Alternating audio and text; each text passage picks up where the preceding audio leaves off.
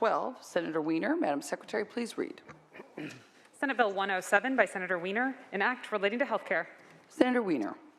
Thank you very much, Madam President. Colleagues, Senate Bill 107 is back on concurrence. I had not intended to introduce this legislation when our session convened at the beginning of the year, but this past spring, starting in Texas, we saw a series of executive orders and laws being passed targeting transgender children and their families, specifically criminalizing the parents and providing that if a parent allows their transgender child to receive gender-affirming care, the parent would be guilty of a felony. In the case of Alabama, the parent goes to jail to state prison for 10 years.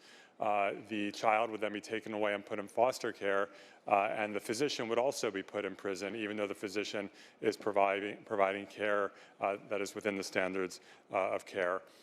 We then put together this legislation with a broad coalition to make clear that if the families of trans children do not feel safe in their states, if they're being threatened, they can come to California and we will do what we can to protect them and to give them refuge here.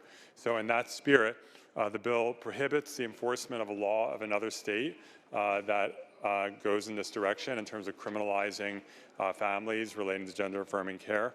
The bill also bars healthcare providers and others from complying with subpoenas requiring the disclosure of medical information relating to gender-affirming health care if it would interfere with a person's right to consent to their child receiving that care. The bill also prevents California law enforcement from cooperating with any individual or out-of-state agency to enforce these laws. And the bill would also prevent law enforcement participation in arrest or extradition to the extent allowed by the U.S. Constitution. So, colleagues, this is a law that will put California clearly on record as saying that we are there for these families and that we're not going to be a party to or enforce these vile laws. I respectfully ask for an aye vote. Thank you, Senator Wiener. Members, discussion or debate? Senator Melendez. Thank you, Madam President. Ladies and gentlemen, I rise in opposition to this bill for a number of reasons. First of all, I'm trying to think of some other situation in which California thinks it's okay to interfere between the relationship between a parent and a child. This bill says that if a married couple in, pick a state, Florida, Georgia, wherever, one parent says they think it's okay for their child to go through gender transition. The other parent says, no, absolutely not. The one parent could bring that child to California and seek that type of surgery or medical care for their child without the permission of the other parent, and California would say, we're okay with that. If you've had a child of your own, then you know the lengths you will go to protect your child and keep them from harm and do the very best you can to keep them safe and making sure that they're not making decisions that would cause them harm later on in life.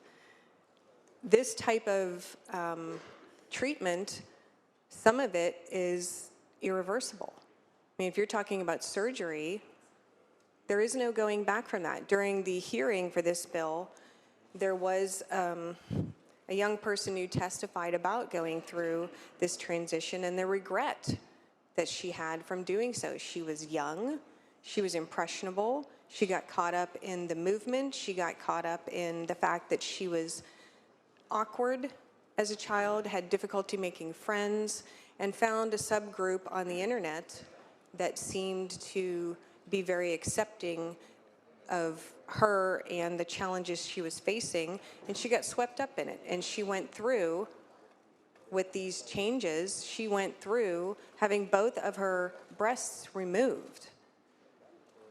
And you don't go back from that. If you are a young man transitioning to a female, your genitalia is removed. You don't get to put that back. So if you're 14 and you go through this type of surgery and later on you discover that it's something you regret, you can't change it. You're not going to father children later on in your life because of the things that you did. And it does happen. I know that the supporters of this bill talk about, they're trying to suggest that those of us who disagree with this bill, that somehow we want to keep these kids who are going through this in their lives, that we want to make them invisible. That is not the case. It's not the case. What I have seen in these committee hearings is those who support this bill try to make invisible those teens who have come forward to say, it was a mistake what I did. I wish the adults in my life had stopped me. I wish the adults in my life hadn't encouraged me to do this. I wish the adults in my life would have dug a little deeper to find out what was behind these feelings and help me work through that, rather than allow me to go forward with surgery, puberty blockers, a whole host of things that one can do, some of which are irreversible. I have 5 kids. Many of you have children of your own. And so you know, if you think back to when they were younger, they have a lot of different ideas about things they want to do. One day they want to be a teacher. The next day they want to be an Olympic swimmer. Another day they want to do something else. One day they're, in love with this particular thing. The next day they're not. They're changing. They're evolving. And to allow them to go through with some of the medical procedures that are being suggested here without a parent being able to intervene is wrong. And that's what this bill will allow. I don't disagree that we should make sure that kids in this category are protected and not bullied and not harassed, and provided some understanding and certainly any medical attention, mental health-wise, that they may need. But I don't think the state of California should be stepping in and facilitating that. That's not our place. If a child in another state, if their parent brought them to California for any other reason, to have them do something else that the other parent didn't agree with, we would never say, well, we will protect the parent who's going against the other parent's wishes, because that's not our place. And this is very serious. So it's not that people don't understand that this can be a difficult time for a young person, and the parents, frankly. But until you've had a child yourself and you've watched them mature and you've watched them grow and you've watched them go through all the changes that they go through as an adolescent, you can never understand what it's like to be the parent who says, I don't think this is the right choice for my child. In the state of California, I don't want you to step in and get in the way of me doing what's best, or what I think is best for my child, and me helping my own child. It's not the job of any senator in here to do that, and certainly not the state of California.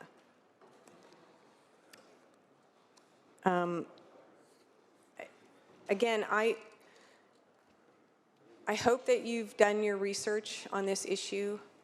Obviously, some of the measures taken aren't as extreme as removal of genitalia, but some are. But there's a whole host of things. And if you look at the other countries who are taking a step back now and saying, we actually think this can be very harmful for kids in the long run, in the end, because there is no good data to say that the use of these types of things like puberty blockers and things like that, there's no good long-term scientific studies that say that this does not cause long-term damage. I am certain someone is going to stand up and try to refute that, but I would urge you to Google it yourself, and you will see this is the exact reason why some of these other countries are taking a pause and saying, we actually don't think this is the best thing to do for kids. We really need to pause this issue.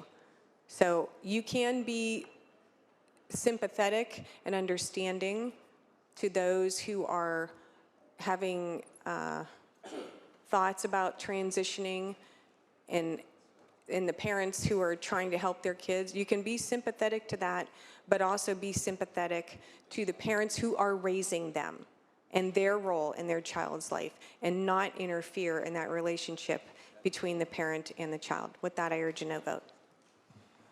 I think you meant a no vote, but we'll take an aye vote. All right, members, further discussion or debate? Senator Pan. Thank you, Madam President, Senators. I stand in support of the concurrence with Assembly amendments on SB 107. However, I think it's important that when we debate the issues here, that we actually not exaggerate and talk about the facts. So I am a parent. I'm raising two. I have one's a teenager, one's a preteen. So I know many of you here are parents. I'm also a pediatrician whose job is to help assist parents in, and advise them on their health. And I think it's important we talk about the facts. So first of all, there's actually, when it comes to surgery, because that was mentioned, there's no recommendation for surgery essentially before the child is no longer a child and is now the age of majority where they can make decisions on their own. So that is not what's recommended by the medical profession.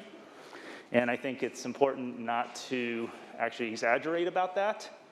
We actually had, unfortunately, there are people who have done that on social media that's led to actually a bomb threat at a children's hospital recently. So I think it's important that we share accurate information and not incite these types of actions based on misinformation. I'd also make note there actually is research and studies, long-term studies, looking at puberty blockers. We also know that there's research showing that youth who are questioning their gender identity, that first of all, many of them don't change their minds. I'm not saying it never happens. But by the way, most of the treatments that we provide to youth of that age is reversible. For example, puberty blockers, right? And that denial of those treatments have long-term and significant consequences, including depression and suicidality. And we know that the rates of suicide in these youth is higher than it is in other youth, especially if they are not accepted. So when it comes to what our role is here and trying to protect the people of California, including our youth, we want to be sure that we not just Google, but actually talk to experts, people in the field, people who actually work on these issues, I'd say every day, but at least frequently, who actually spend time investigating these issues and learn the facts and use those facts to make our decisions. So I realize people may come to different conclusions, but let's at least start off with what is actually true and not make our decisions based on exaggerations or inaccuracies. I respectfully ask for an aye vote. Thank you, Senator Pan. Senator Min. Thank you, Madam President. I rise in support of this bill. I have a nephew who's trans, who's about 12 years old. And I echo the concerns raised by my colleague from San Francisco. It's unfortunate that we need this bill, but the fact is that there's a lot of bullying happening right now. There's a lot of bullies out there in elected positions that are passing laws designed to try to punish and intimidate people just because they're different than the majority. And so we live in an era, unfortunately, where we in this state, with our progressive and inclusive values, need to demonstrate that we are going to be a sanctuary, that these types of punitive and I would argue unconstitutional laws will not be abided by or respected in the state. So I hear the concerns of my colleague from Lake Elsinore, but I think we in the state have a mission, we have a responsibility to try to uphold the rights of everyone against those who would try to bully and intimidate them. So I respectfully ask for your aye vote. Thank you, Senator Min. Senator Dolly. Thank you, Madam President. Members, question to the author, if I may. Senator Wiener, will you take a question? Yeah. Please proceed. What is the age, what's the age of this that you can actually make that decision? What is the age? We're trying to find it here in the text. So, Please proceed. thank you. You know, it's really interesting, with all respect to my colleagues on the other side of the aisle who are frankly debating a different bill. Just some of the gross distortions that we've heard about this bill are just frankly over the top. And in terms of gender affirming care, that is a medical issue. That is a medical issue determined by healthcare providers under standards of professional healthcare, This bill does not write what the medical standards are for gender affirming care. There are bodies that set those standards.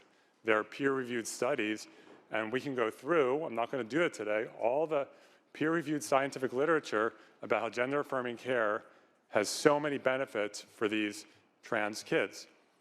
And so we have ages of consent in California.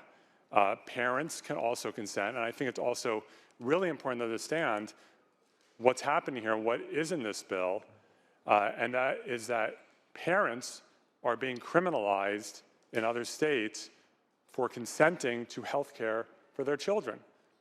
So these are children, and the parents are consenting. This whole notion that this is getting between a kid and their parents is bogus. Parents are consenting and then being told you're a felon for consenting to that gender-affirming care for your trans child. Thank Senator you, Raleigh. Madam President.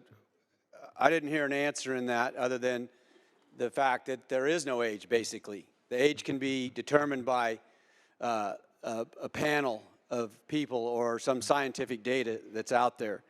But let's just really boil it down here. This is about if you have a situation where you have one parent, say they're split up and they have a child and one parent's for it and the other's against it, the state now will be in the middle of that decision between those parents. And I think that's a very unfortunate situation that this bill would put those two parents in and the child at the same time. As a father of 3 children, this bill is basically putting the state in your home. And we've heard so much about how, what is the age appropriate for imprisoning somebody or letting somebody out, or and there was a bill just recently about last year about a 25-year-old really didn't know what they were doing, so they should be let out of prison for their younger crimes. And how does that relate to this bill? This relates to this bill because there is no age. Apparently, there's no age that you can do gender-affirming treatments on a child where the parents may disagree on that. So I just think that it's time for California to, get out of the way of parents and let them work with their children. And look, if they're an adult, let them make the decision. I have no problem with that. If they want to make that decision with an adult, but as we've heard, and those of us who have raised children, they really don't know what their identity is. It may change many times in their youth. All of us probably went through that ourselves. I know certainly I did, in trying to figure out what my values were going to be and what the future looked like for me. And it changed many times, and it will in my children's lives. And as a parent, I want to come alongside them. I don't want to be divided up by split homes or the government deciding who's going to do what with my child. So for those reasons, I oppose SB 107. Thank you, Senator Dolly. Senator Melendez? Thank you. I have just a couple more quick points to make. The author talked about the depression and the anxiety and the stress that these kids go through. But what he didn't talk about was the anxiety and stress and depression that many of them go through after they've gone through this type of surgery or this type of transition. And that is very real, and you cannot deny that, and you cannot say that those kids who now regret their decision are invisible. The second thing I would like to point out is just something I was thinking about. A friend of mine who is separated from her child's father, and she wants to be able to take her child to see a psychologist. He's having some issues, not gender related, just some issues. And she cannot do that without the permission of her ex-husband. She cannot get that child the medical treatment that she thinks is proper for her kid without the permission from the husband. But this bill is saying that in this particular case, because of this particular issue, if you're coming from out of state, you can do that in California and no one will interfere with you. That does not square up with me. Again, I urge a no vote. Thank you, Senator Melendez. Members, further discussion or debate? Seeing and hearing none, Senator Wiener, you may close. Thank you, Madam President. You know, I know that my friends on the other side of the aisle and their political party is really into the culture wars around trans kids and views it as some sort of winning political issue. And we see, unfortunately, this party throughout the country trying to score cheap political points on the backs of these children. And I understand we can have whatever culture wars that we want to have, and people can.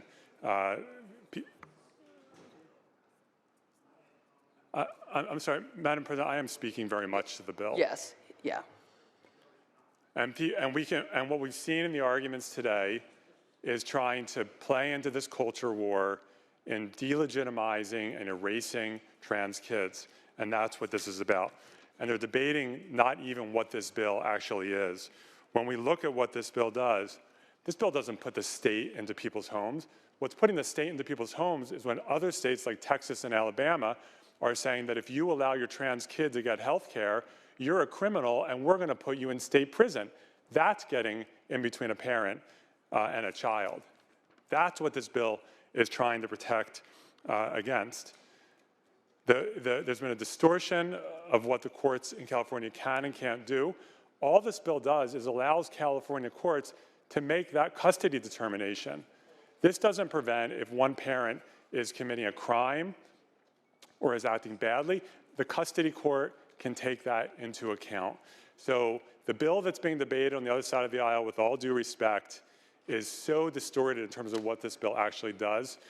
This is about making sure that trans kids and their families are not being criminalized and torn apart by other states, and that California is not going to enforce these vile, hateful laws, and that if they feel unsafe and feel the need to come to California to be safe, we're going to have their backs. I respectfully ask for an aye vote. Thank you, Senator Wiener. And just a reminder, members can close in the way in which they see fit. Madam Secretary, please call the roll. Allen? Archuleta? Aye. Atkins? Bates? No. Becker? Aye. Borges? No. Bradford? Aye. Caballero? Aye. Cortese? Aye. Dowley? No. Dodd? Aye. Durazo? Aye. Eggman? Aye. Glazer? Aye. Gonzalez? Aye. Grove? No. Hertzberg? Wesso? Aye. Hurtado? Aye. Jones? No. Kamlager? Aye. Laird? Aye. Leyva? Aye. Limon? Aye. McGuire? Aye. Melendez? No. Min? Aye. Newman? Aye. Nielsen? No. Ochoa Bogue? No. Pan? Aye. Porcentino? Aye. Roth? Aye. Rubio? Aye. Skinner? Aye. Stern? Aye. Umberg? Aye. Wachowski? Aye. Wiener? Aye. Wilk? No. Please call the absent members. Allen? Aye. Atkins? Aye. Hertzberg? Ayes 30, noes 9. The measure passes. The Assembly amendments are concurred in. Members, we're going to skip file item 13 right now.